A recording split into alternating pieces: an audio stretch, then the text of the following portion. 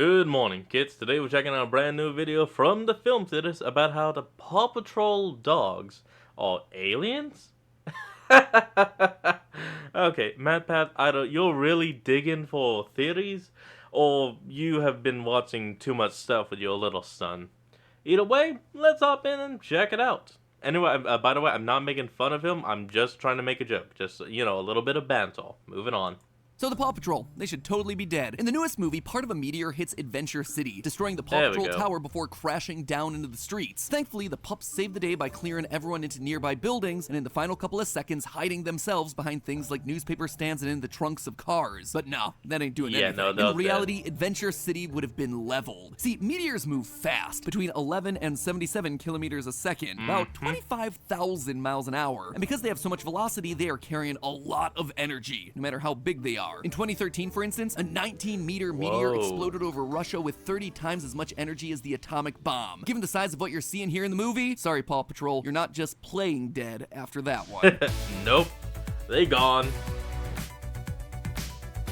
Hello, Internet! Welcome to Film Theory, the show that refuses to let sleeping dogs lie. So, did you guys wait in line to pre-order your tickets to the latest Paw Patrol movie like I did? Because let me tell ya, in our family, this was the most hyped movie ever in my life. Hold my Pup Pack Avengers Endgame, the Paw Patrol Mighty movie is where it's at. Now, you might be thinking I'm over-exaggerating, but no, this is actually a true story. This was my son Ollie's first official movie in a theater, based on the fact that he shouted, "This movie is so awesome!" unprompted 4 times throughout the film. I'd say that it exceeded his expectations. Anyway, in case you don't know, Paw Patrol is a series about a group of rescue service puppies led by a boy genius named Ryder. Now, in our previous theories, we uncovered the dark truth hidden under this polished, merchandise-friendly exterior, exposing the fact that Ryder is actually a cutthroat capitalist using stray pups as cheap, expendable labor to do dangerous rescue missions, paying them in cheap dog biscuits while he rakes in the government contracts. But one thing we've yet to touch on is just the basic logistics of this world. I mean, forget dogs acting as police officers and firefighters, these dogs— Also, how can they talk? That's probably one thing that is a serious question.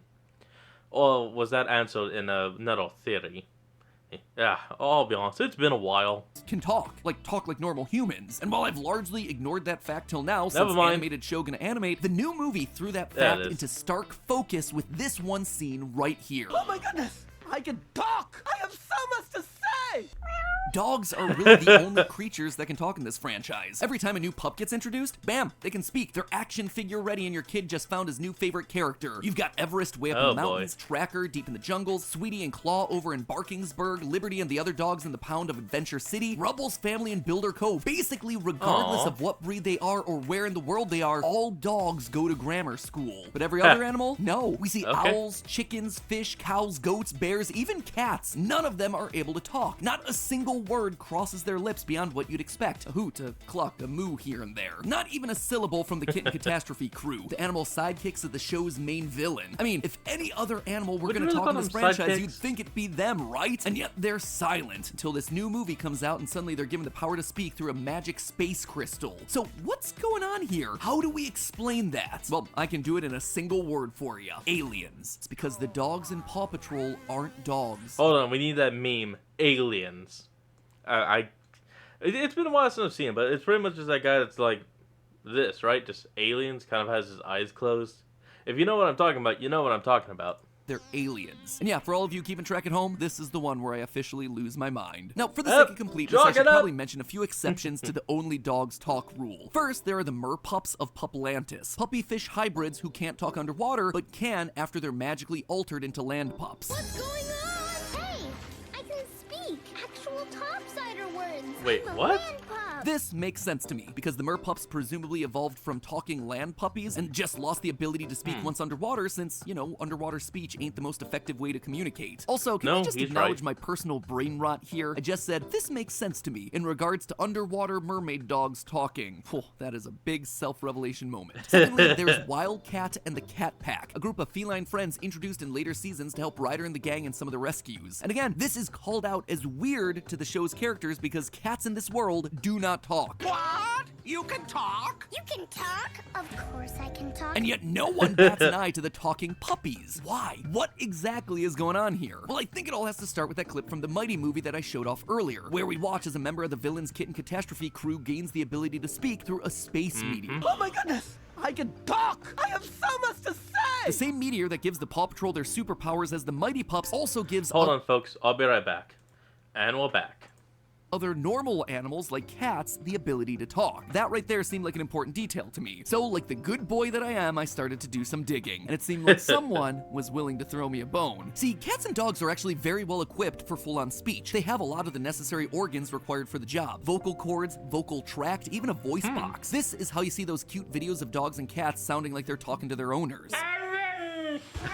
What's holding back man's best friend and our feline familiars is actually their brains. They just lack a more sophisticated brain that would allow for speech. For us humans, the parts of the brain that help us to talk would be the Broca's area located in the left hemisphere, which enables speech and articulation, and Wernicke's area located in the posterior superior temporal lobe, which helps you comprehend the written and spoken word. So what does this space rock do into the cat that also gives it the ability to speak? And how can it also be given pups that are already able to speak other superpowers like flight and super speed? One word: radiation. Now, we've talked about this a lot before, specifically in our magic school bus theory, but there's a lot of radiation out in space. Enough so that it can be deadly if you're not prepared for it. Extended time spent in space and the resulting exposure to radiation can cause dramatic changes to an astronaut's behavior, potentially even altering their DNA with mutations. And keep in mind that meteors are just bathed. Yeah, I'm sorry, I was about to go on a small rant. I don't need to. In radiation all day, every day, for potentially hundreds of millions of years. Most of the time, this doesn't really result in any sort of long-term changes to the space rocks. In fact, most meteorites that fall to Earth aren't any more radioactive than boring old Earth rocks, but there are plenty of exceptions. In 2022, it was reported that a special type of radioactive meteorite known as a carbonaceous chondrite might have been what actually seeded life onto Earth to begin with. It's feasible that what's going on here is that this meteorite that we see in the Paw Patrol is one of these carbonaceous chondrite meteors, fallen to Earth and mutating these dogs and cats. It's actually something even called out in the movie. There are normal meteors, but this one right here, this is one of the special ones. It is actively called out as one of the few meteors floating around in space that has special powers. So there you have it, right? We know that space radiation can mutate people and alter their behavior. We know that meteors can be bathed in space radiation, and we know that in this world, irradiated meteors are able to give creatures the ability to talk. So what's that all have to do with the Paw Patrol? Animals that were able to talk before any meteors? Well, I suspect that all the dogs in the Paw Patrol verse aren't dogs at all. I think they're aliens. Now, before you say anything, I get it. You think this is like your Scooby-Doo theory?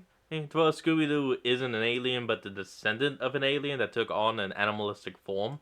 It's like a big old leap, and normally I'd agree, but in this show, aliens are a well-established and frequently utilized part of the lore. A pair of aliens, a mother and her child, are recurring characters across the series. And while these two look like your typical aliens, there's also this completely separate species of alien space rocks. But even that's not all. The space alien has a doll based on a relic from the Rhombozoid galaxy, implying that there's yet another species floating around out there. All in all, this proves that aliens come in many different shapes and sizes here. So puppy-shaped aliens evolved by the radiation of space to speak? It's not out of the question. And what's more, it seems like these aliens have a really keen interest in Adventure Bay, and specifically with the Paw Patrol. They're spotted multiple times throughout the series, sometimes just flying overhead on the outskirts of town, or studying the local wildlife outside of Adventure Bay, but also occasionally stopping by to play a literal game of Frisbee with Ryder and the boys. It kinda makes you wonder if the aliens are watching Adventure Bay specifically. We also see them taking an active interest in dogs with superpowers. In the episode Pups Save Floating Friends, we see the aliens pulling up a video of Apollo the Super Dog. A few years later, and boom! An alien space meteor gives our faithful pups their superpowers. Coincidence?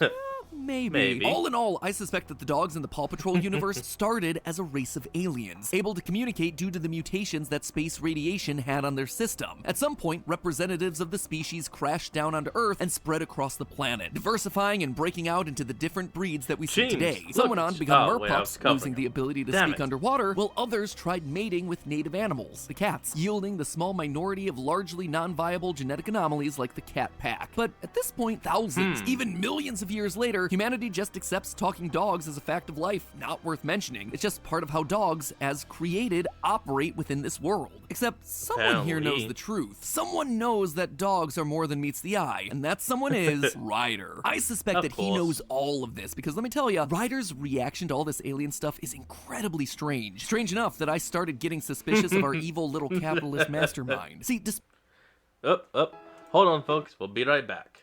And we're back. Despite everything that he's seen and done throughout his life, Ryder is still skeptical of a lot of what the Paw Patrol encounters across their adventures. For instance, he really doesn't believe in ghosts, just straight up dismissing them without a second thought. Ghosts aren't real. He's even hesitant to believe any stories about the merpups, despite having encountered other mythical creatures before. Well, nobody's ever gotten a real good picture of a merpup. It could have been something else. But do you know what Ryder's reaction is to hearing that aliens are around? It's not shock, it's not dismissal, it's not even skepticism. I found a melon that was actually an alien, and he zapped me with this cool bubble thing, and I floated in the air like, whoa! Whoa, whoa, whoa, whoa. Where's the alien now? Yeah, Ryder immediately skips past the whole, are you sure it was an alien thing? And just jumps sure? straight into, Like, well, where where was is it? it? There's no Where is hesitation it? in his voice, no doubt. It's almost like you Where already is knew it? that aliens were a thing, and he was just waiting for them to come around Adventure Bay. And this is important because it's not like everyone else in the series just knows that aliens are real. Mayor Goodway is shocked the first time that aliens visit So, what, is Ryder also an alien? the town. There you are! Oh dear! This is not an everyday occurrence, and Ryder is not acting normally here. And then I noticed something else. All the technology that Ryder makes, and all that he has up in the lookout, sure does look a lot like the technology that's present in the alien spaceship. Enough so that the space alien recognizes the lookout just at a glance, and heads inside when his spaceship crash lands in Adventure Bay. And I totally get it. When you put them side by side, the only difference between the spaceship's interior and the lookout is the color of the paneling. Enough so that you kind of have to ask, is this the same technology? Even Knew Ryder it. in the show says this. The lookout looks so much like a spaceship. He's trying to fly it home. There is definitely a connection here. And listen, I know that this is just a cartoon for children about talking dogs reusing assets, but there are just too many coincidences in this world. Not Too only many! does the alien recognize what to do at the lookout, but Ryder is able to use the alien's tech without any sort of trial and error, instantly figuring out how to open the container holding the space rock alien. Additionally, Ryder's tech, it doesn't just look like the alien tech, it is instantly compatible with it on more than one occasion. The space alien's How mother is so? able to hijack the lookout's communication system with zero effort, and Ryder's just able to tap into the alien communication system by putting his pup pad into Super long distance mode. and it immediately picks up their signal, almost as Super if it long were distance. specifically designed to be able to do that. Even without technology, when they weren't able to make radio contact with the aliens, Ryder knows exactly how to get their attention, making a crop circle to signal to them from space. I mean, the only conclusion that we can take from all this is that Ryder is somehow in cahoots with these aliens, right? Or at the very least that he's aware of them. And there's a good reason for that. What You if he see, not is only an are the Paw alien? Patrol and all these dogs aliens, Ryder's an alien too. And There it not is. only are the Paw Called Patrol it. and Ryder aliens, but every human that you see in the series is also an alien. Aliens, come on. aliens, everywhere, aliens. Seriously, have you ever noticed that all the humans in this world have only 3 fingers and 1 thumb on their hands? The fact that this is so consistent tells me that this isn't some weird regional thing or a Matthew, enough. Now you're just scraping the bedrock. Like, oh boy. Yeah, we're gonna need to get this guy on ice. Yeah, get him maybe a FNAF, maybe a John Wick. See if Marvel's got anything new. DC, maybe DC. I'm not sure about them. No one's ever sure about DC. Yeah. Yeah. Let's just get this guy some ice. work of the people living in Adventure Bay. No, this is a consistent trait across their entire species. And that's when it clicked for me. They're all aliens. And the thing that proves that the humans in this world are also aliens, in the Mighty Pups special, we see a shot of the Paw Patrol planet from orbit. And well, that ain't Earth, friends. The continent structure that we see in this one screen grab is unlike anything that we have in our world, or any configuration of the continents that we have ever thought to have existed. This right here is an alien planet. South America is so freaking weird and stretched. Not only are the Paw Patrol ancient aliens, every single person you see in the series is also an alien. That's how you get talking puppies and four-fingered humans here. They're not humans. That would also explain the dinosaurs. Yeah, the dinosaurs that you could just drive on over and visit. There's also a Sasquatch in this world. Bigfoot, where'd he come from? He must be an alien. Over in Barkingsburg.